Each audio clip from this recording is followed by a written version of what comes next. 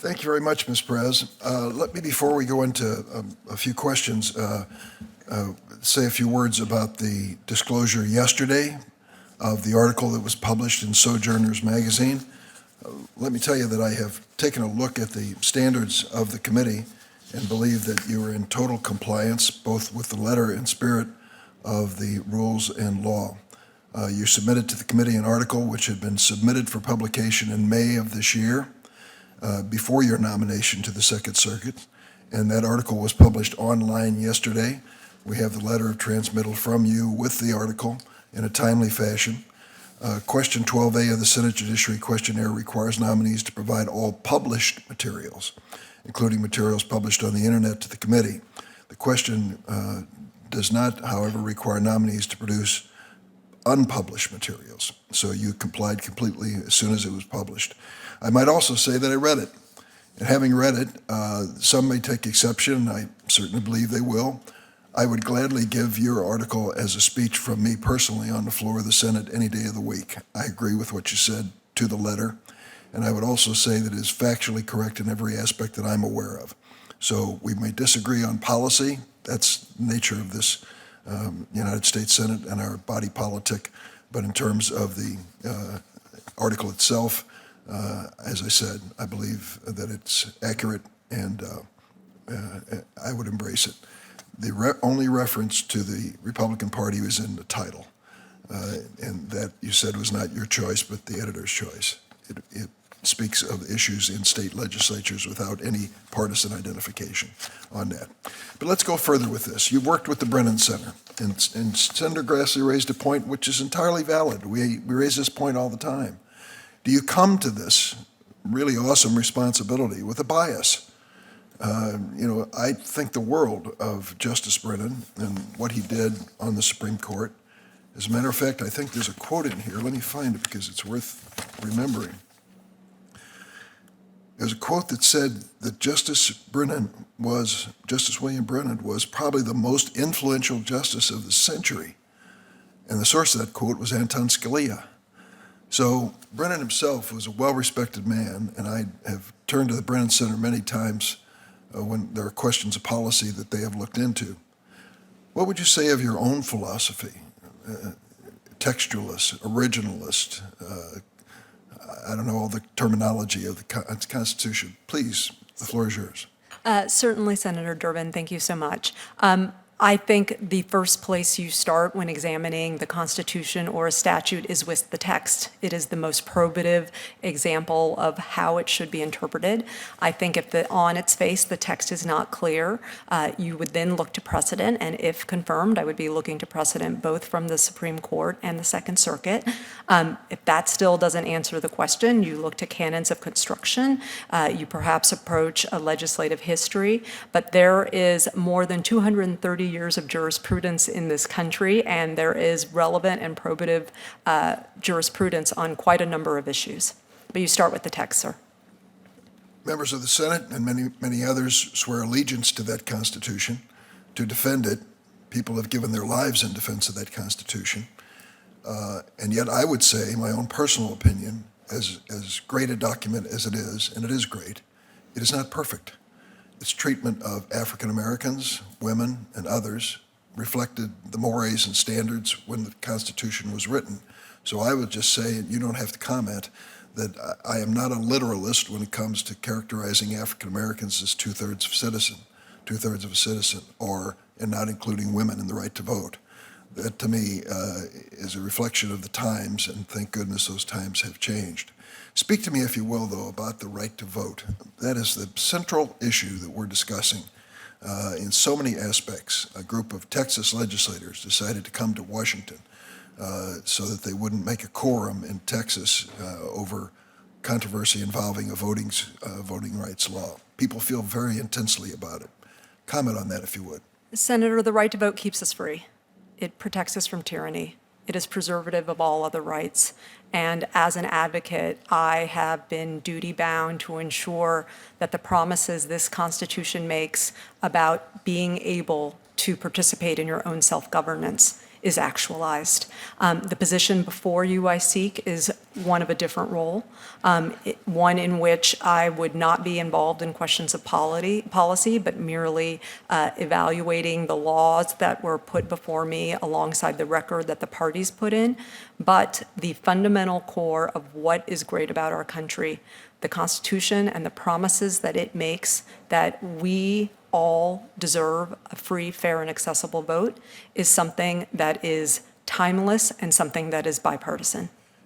I know the answer to the question I'm about to give is very simply yes, but I'm going to ask you if you would expound on the notion. Have we had any difficulty in the history of this nation in providing the right to vote to all Americans?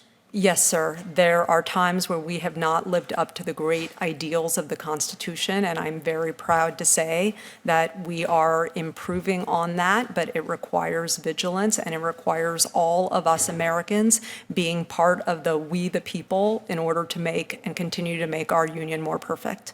Thank you. Senator Grassley? Yeah. Well, thank you very much, Ms. Perez, for appearing before the committee. You may receive some written questions, which we hope we will provide timely answers to. I will do so, sir. Thank you. Thank you very much.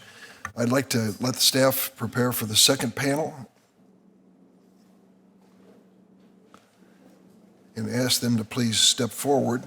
I'm going to ask Senator Coons to take over while I go vote and return. Thanks, Senator Ossoff. I think I'll be the last to wrap up, and I just have a question for the aspiring judges, and it relates to my own experience here serving in Congress. It was about 30 years ago when we declared a war on drugs, and the reason that we acted as we did had a lot to do with the advent of crack cocaine. The arrival of this new narcotic was scary. It was very cheap, very addictive, and very destructive to many people. And during the course of our debate on this issue, I was in the House at the time, there were incidents that occurred that gave us a sense of immediacy, all the discovery of this drug and such. There was a case that did not involve crack cocaine, but had a great deal of publicity involving a Maryland basketball player, Len Bias. And as a consequence, we did something dramatic. We created a sentencing guideline for crack cocaine at 100 times the level of powder cocaine, 100 times. The idea was that if we came down that hard, that fast, that dramatically, that it would really break the back of crack cocaine in terms of its infiltration into America. We were completely wrong, completely. The number of addicts increased. The price of the drug on the street went down instead of up, and we started filling our prisons, primarily with African-American defendants. Dramatic increases in our federal prison population to levels we'd never seen before. And some of the sentencing that went on as a result of it, we look back on and say, how could we have done that? A man named Alton Sims in the Chicagoland area. 3 nonviolent crack cocaine sales. Life in prison. Life in prison. And many others just like it. They went way beyond any deterrent effect and really reflected our desperation to bring this under control. Many judges commented as they were forced by our mandatory minimum sentences and other guidelines that they didn't feel justice was being served in their courts when they imposed these sentences. I knew several of those judges personally who talked to me at the time. Since then, I've tried to correct my mistake, and we have passed 2 reforms of the sentencing law. Senator Grassley was my partner in the most significant one, the First Step Act, and fair sentencing before that. I'd like to ask the 4 of you who are aspiring to these district court judgeships, what lesson we should have learned from this experience. Judge Pan?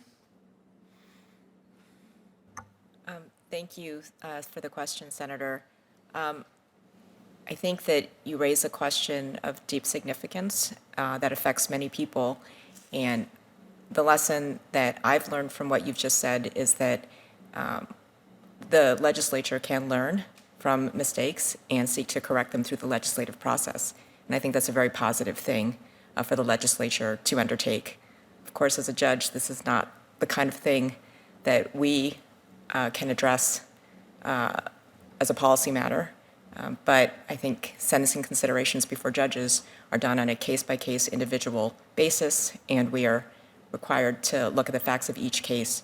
But from a judge's perspective, I think that making the sentencing guidelines no longer mandatory and now voluntary is another thing that's been helpful in this regard. But there are sentencing enhancements that are suggested by the government in many cases.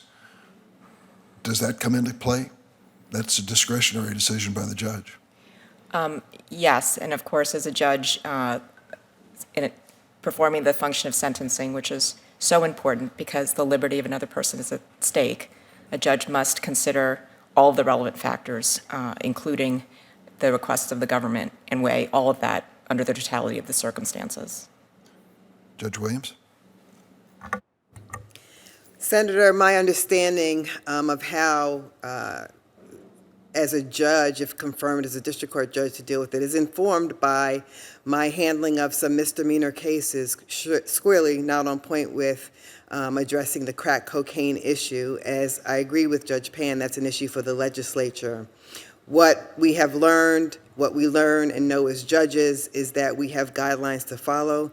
3553A allows judges to interact with a very, very seasoned and skilled probation office that helps inform and supply us with the information necessary for us to work through those guidelines on individual cases. So I've done that in misdemeanor cases for individuals charged with crimes, and should I be confirmed, I look forward to working with our many talented probation officers as I work through the Sentencing Act in the role of sentencing as a district court judge. Judge Merriam? Thank you, Senator. When I was in the Federal Defender's Office, I was there when the initial changes in the crack powder disparity went into effect, and I was heavily involved in the process of organizing the district, which meant everyone. That was the prosecutors and the probation office and the judges and the marshal service and the defense bar to make those changes applicable to the clients where it was appropriate as quickly and efficiently as possible, to try to do the justice on the ground that the legislature had seen fit to put in place. And those changes have certainly made a real difference over the years. But at the end of the day, we're bound now, other than by the mandatory minimums, by 3553A, which is, as Judge Williams referenced, very broadly encompassing the kinds of factors and the kinds of considerations a judge can take into account. And that discretion is an awesome one and an important one, and allows judges, I think, to work within the law to try to do justice. Ms. Cobb?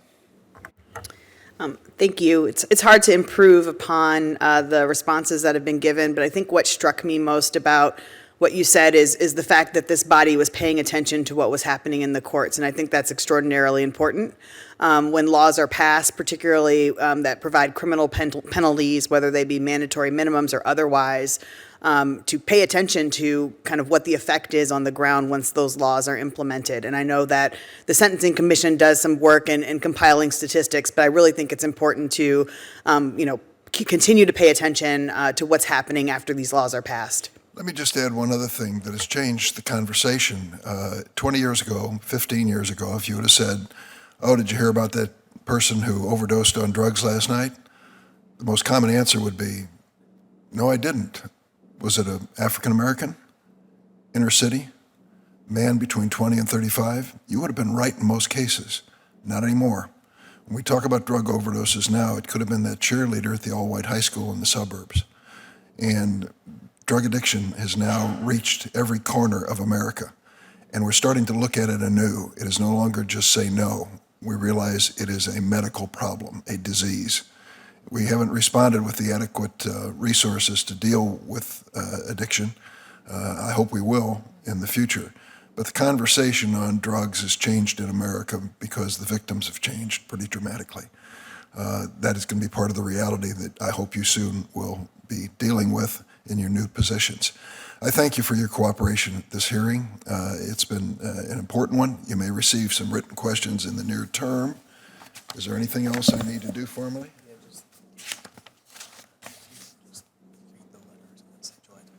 Wants me to read it, make sure you understand this. Questions for the record will be due to the nominees by 5 p.m. on Wednesday, July 21st. The record will remain open until that time to submit letters and similar materials. And with that, the hearing is adjourned. Thank you all very much.